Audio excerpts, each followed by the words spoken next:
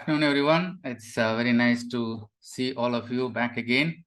And this time we have a very topical topic about hand hygiene, what we're going to see. So let me start. So hand hygiene, as you know, is actually pretty simple, right? It's just 6 steps and there are only 5 movements. I will talk about this only 6 steps or only 5 movements because this may be a challenge to even some people to talk about 6 steps and 5 movements also. But basically, there are only 2 aspects of hand hygiene implementation every infection control professional is worried about. So Dr. Semmelweis in 1847 demonstrated the importance of hand hygiene, and we are almost more than 170 years later. It is still the most important, the simplest, and least expensive means of reducing healthcare-associated infection in hospitals and also to prevent antimicrobial resistance. So we all know its importance. And what is happening to the compliance? What is the current reality?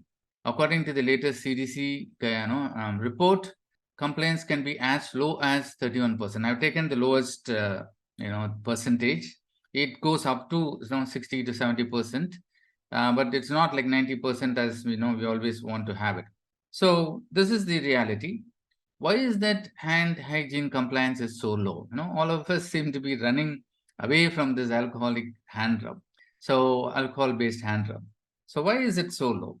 There are several reasons, and I want to look at it from 2 aspects. One, as you pointed out in the polls, the individual factors can be lack of knowledge, lack of training. The top reason which comes when people are asked why they don't want to perform hand hygiene is lack of time. And also there may be some negative attitude. We'll talk about that in a while. If you look at external factors from the environment, it could be lack of facilities, or facilities may be there but difficult to access. And then lack of training again, lack of role models, because now you live in a society, in a culture within a hospital, and if no one is doing it, then you also won't feel like doing it. So lack of culture plays an important role. So these are the environmental factors which lead to low compliance. So there are negative attitudes of individuals. The first aspect that it is convenient. Why should I do it? It's so convenient just to walk inside the patient door and start seeing the patient. Why should I add that extra step of performing the hand hygiene? So just for convenience, many of us, though we know its importance, we don't do it. There may be genuine reasons like, you may be allergic to the chemical and there may be skin dryness because of frequent use. And some people think it's, who are you to tell me to wash my hands or, to perform hand hygiene? So the breach of autonomy, we are all, as healthcare professionals, very autonomous beings. So that creates a negative attitudes towards hand hygiene. So it would be nice to have somebody like Pied Piper who can take all of us and do hand hygiene every day in and out, but no, that's a tall order. So how do we solve this problem? I'm going to talk about this in 2 sections. One is to build the foundation, and next is to improve the compliance. Only when you build the foundation so that the hand hygiene becomes easy for everybody, then you can talk about improving the compliance. Now, what are that you should do to build the foundation? One, you should have the infrastructure to promote hand hygiene, training and education, of course, and you should have to put in some systems. So let's look at that next. But after that, I'm also going to talk about improving compliance. This is altering the environment so that it is favorable for people to do the hand hygiene, and then working with the individual to motivate them to do the hand hygiene, and finally to sustain it. So that is the topic, sustaining hand hygiene compliance. So I'll come to that last. So infrastructure, WHO says that there should be 1 hand washing station for every 10 beds, and very importantly, it should be easy to access. Most often, if you see there'll be a wash basin, but it'll be behind the nursing counter or nursing stations. So it's very, people don't feel like navigating the way and doing the hand hygiene. So it should be very easy to access. So for many hospitals who already built, it's very difficult to put this 1 in 10. And that's why the new innovation has come, these mobile hand washing stations. Now, all of us know about mobile hand washing stations. When we throw a birthday party, we ask our local vendor to put in the wash basin, mobile wash basin to wash our hands before meals or after meals.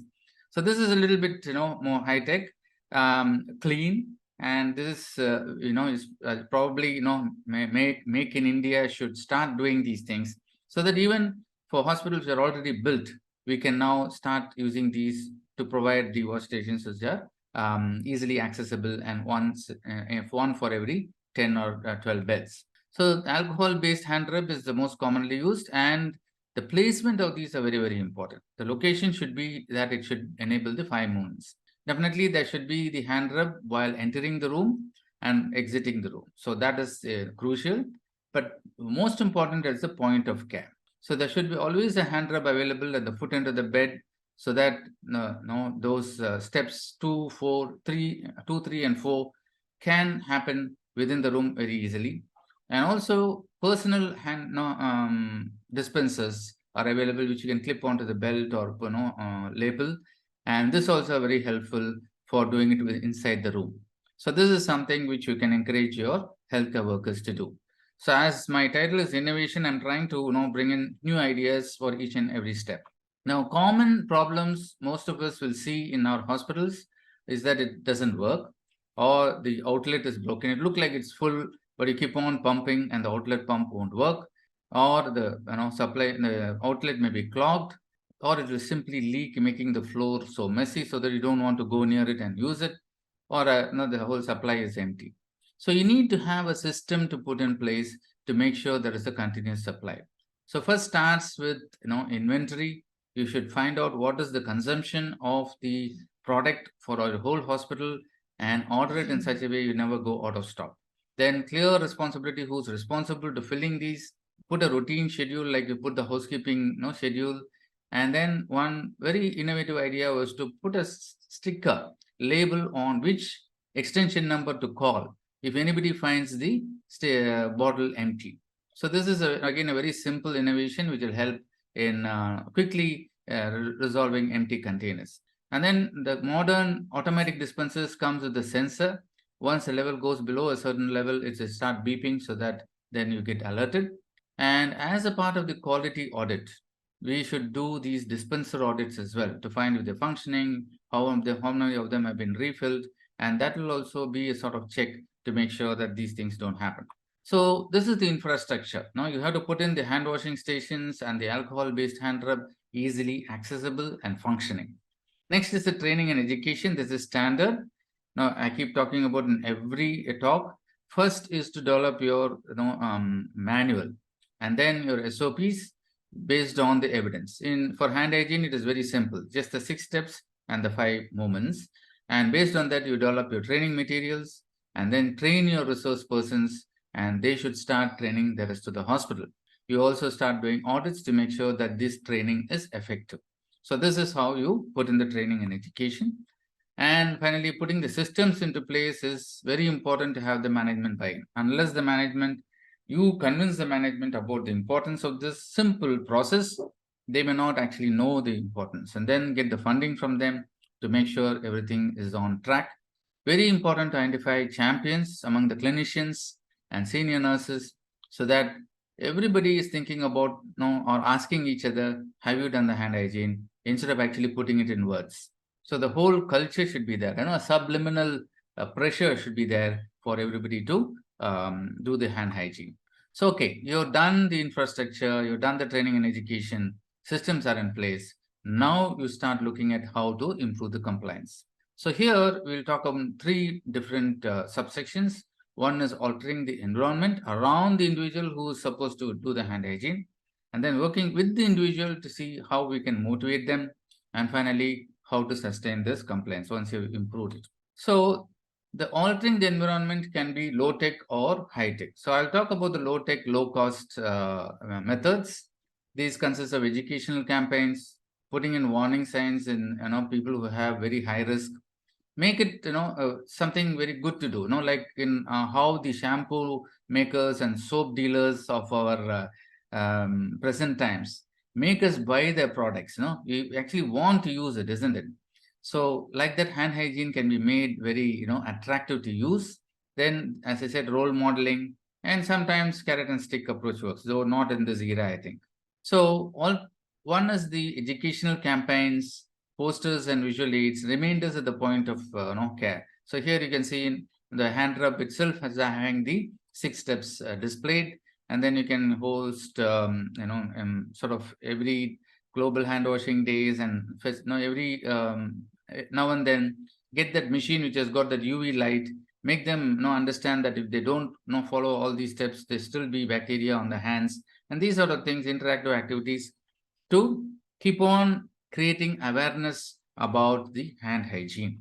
So you can, as I said, you can put warning signs on, that is a wristband or tag on the bed for high-risk patients, and incentivize compliance and penalize offenders. That is called the carrot and stick approach, and make it likable. That's what I said. Perfumed and moisturized hand rubs and role modeling seniors to motivate other healthcare workers. So this is the education and other low-cost interventions. Now, let us get into the high-tech, high-cost. These are the modern innovations, and this whole talk is about, the crux of this talk is about this high-tech, high-cost innovations. So we'll start with simple innovations like automatic dispensers and wearables, then go into full-fledged electronic hand hygiene monitoring systems, video monitoring systems, and then real-time automated feedback systems. So automatic dispensers do improve the compliance of hand hygiene, because it's you just have to put your hands out, and the dispenser will do the rest. So you can again customize it. There is a volume indicator to tell you that it's getting empty. Whichever product is there can be displayed by this rotary, and you can also adjust the dosing based on the product. So these things are convenient and not very expensive. So the wearable devices are linked to your alcoholic hand rub dispensers. So you can see here this nurse is doing the hand hygiene, and this particular area around the bed is the patient zone, and that has the radio frequency or infrared sensor available there. So once they have done this, and it's linked to this dispenser, and then walk in, they will get a green light, and the patient also can see. So educate the patient that the nurse who comes and cares for you should have a green light on that badge. Every healthcare worker who cares for the patient will have a badge like here. And then once they leave, they have to do the hand hygiene within a certain amount of time, within a few seconds. If they don't do, the red light will start flashing again. So this is a very innovative where you use wearable devices and technology to, and also visible indicator, and also you can even have audible bleeps to see remind you if you have forgotten to do the hand washing. So this is the dispensers, and these are portable. You can even put them on stretchers, and it'll give you detailed analytics based on the thing. So what it functions is, it can use in dispensers which use alcohol or liquid soap, and these are automatic dispensers with sensors. It'll get you the data for how much of consumption of the product and what is the hand hygiene movements per individual, and also to maintain the product battery levels and disinfectant solution levels. All the data keeps coming to you so that you can manage them properly. So this is about wearable device. So this is this extension of the wearable device. It's called the nudging devices. So let me just see whether we can play that 1 minute. Let me get the laser pointer off. So here, this is a surgeon whose compliance is very low.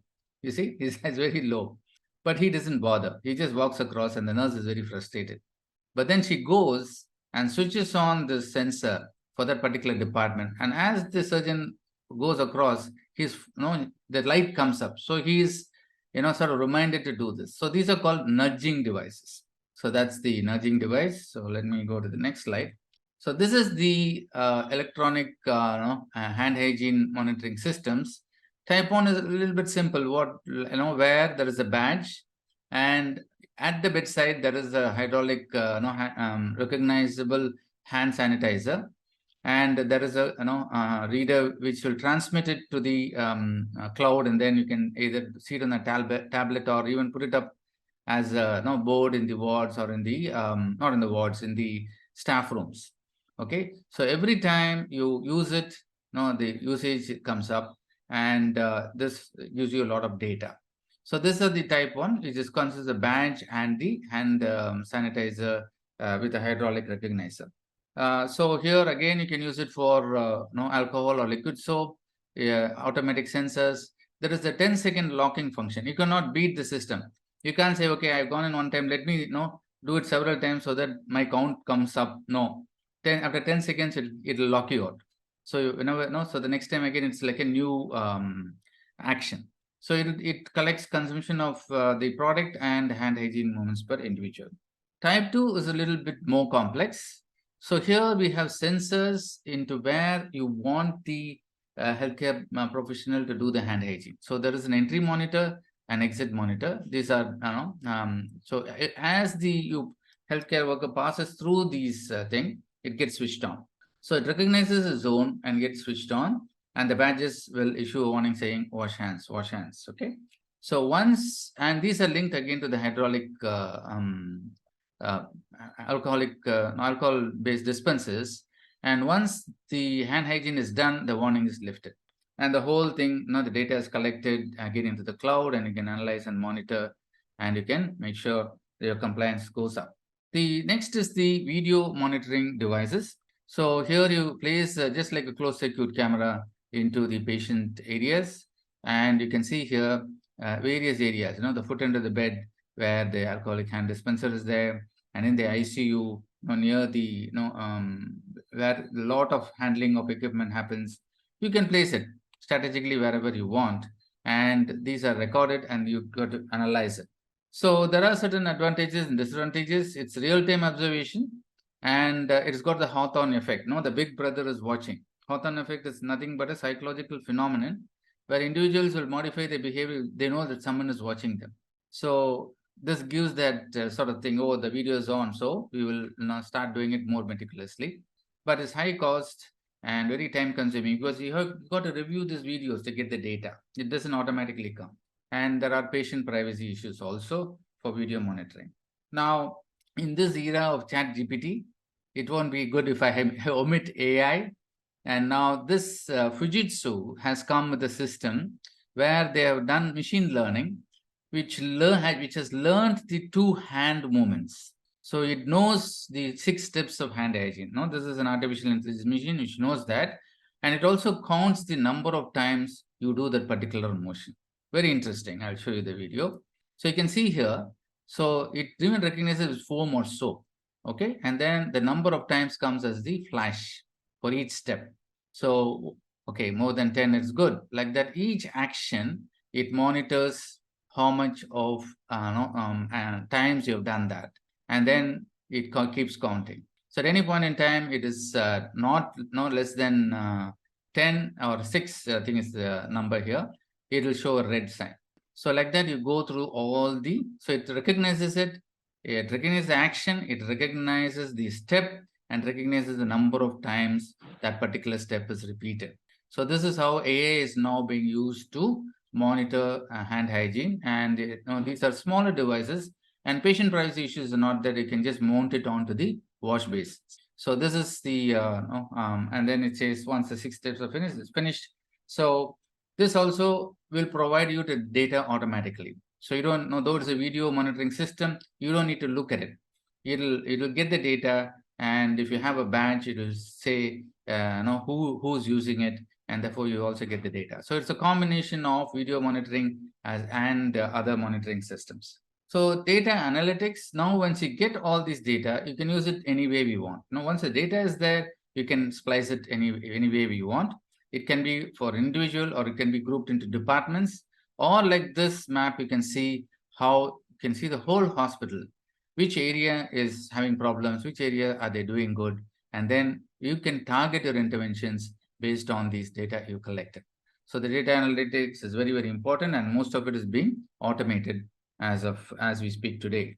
But with all these interventions, low tech and high tech, are we forgetting the elephant in the room? This is the person who is supposed to do the hand hygiene.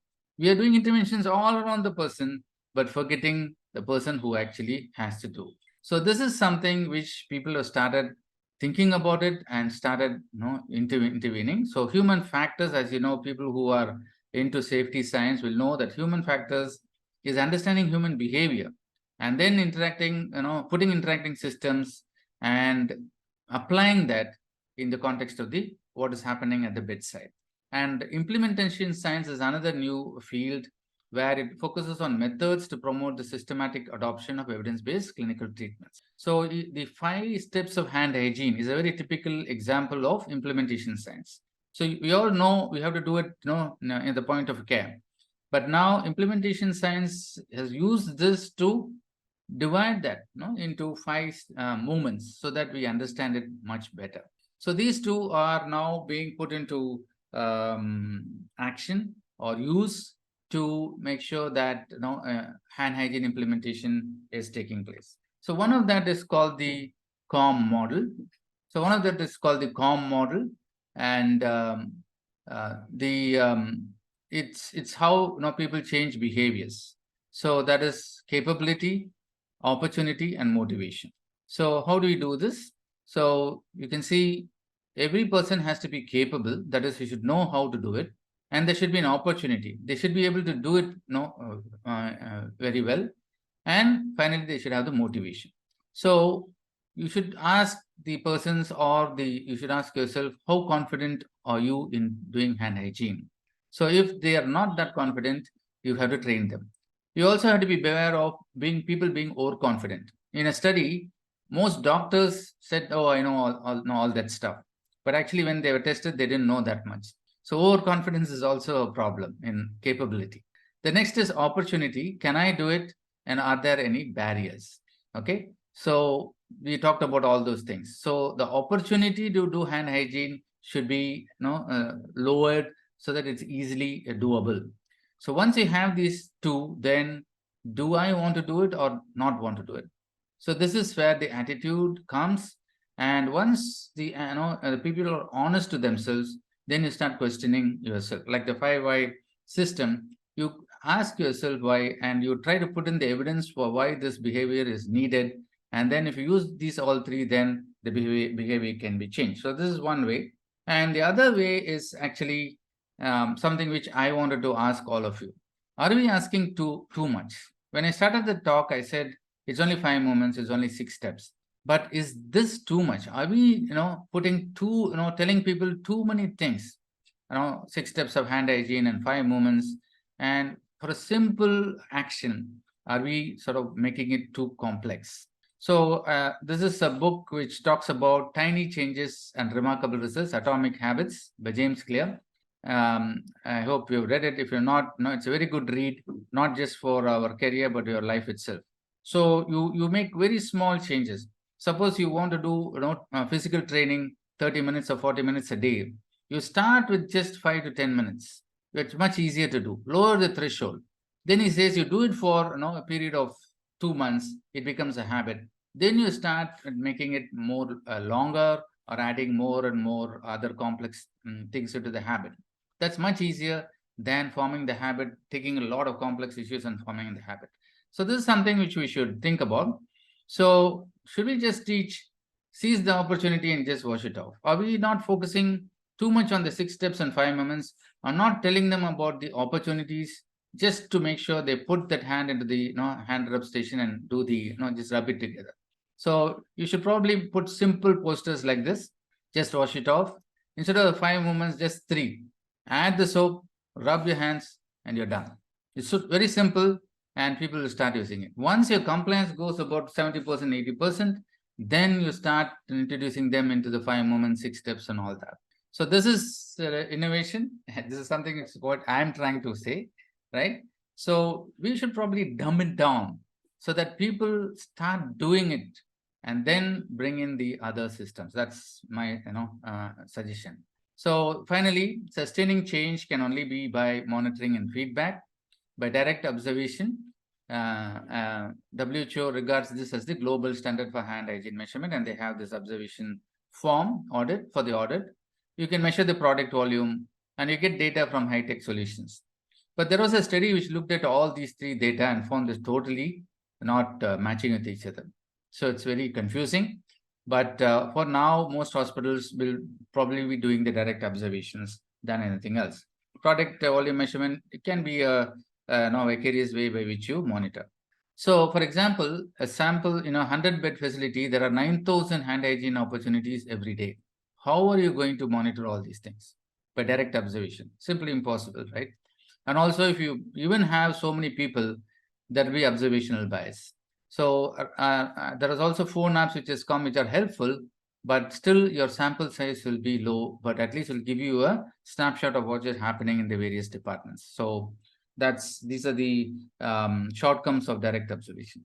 So in summary, friends, I wanted to end by saying you've got to lay the foundation first, the infrastructure, the training, and put in the systems. So once you've done the foundation, then you start improving the compliance. So in improving the compliance, are we focusing too much on the environment now? You have to ask yourself, looking at all these, fancy gadgets, which should only work around the individual. Still, if the individual has got a bad attitude towards hand hygiene, nothing is going to change. Or are we going to focus on changing the individual? No company will come and ask you to change the individual because there is no money in it for them. So it is up to us to take up these lessons from behavioral science and see whether we can focus on the individual to improve the compliance of hand hygiene. I think that's my message today. So we need to focus on the individual. And my suggestion, I may be wrong, there are several infection control gurus here. You can comment on that. I think we should dumb it down, get the habit going, and then don't even teach the 5 moments or 6 steps to any of the staff. Just keep telling them your hands are dirty, wash them. Hands are dirty, wash them. Put reminders so that is drilled in and they start doing it. Get in the habit of washing the hands and using the hand rub. Then you can talk about the various methods by which you can methodically do it. So that, in short, is my summary. Thank you so much for your answering, and thank you for the overwhelming response.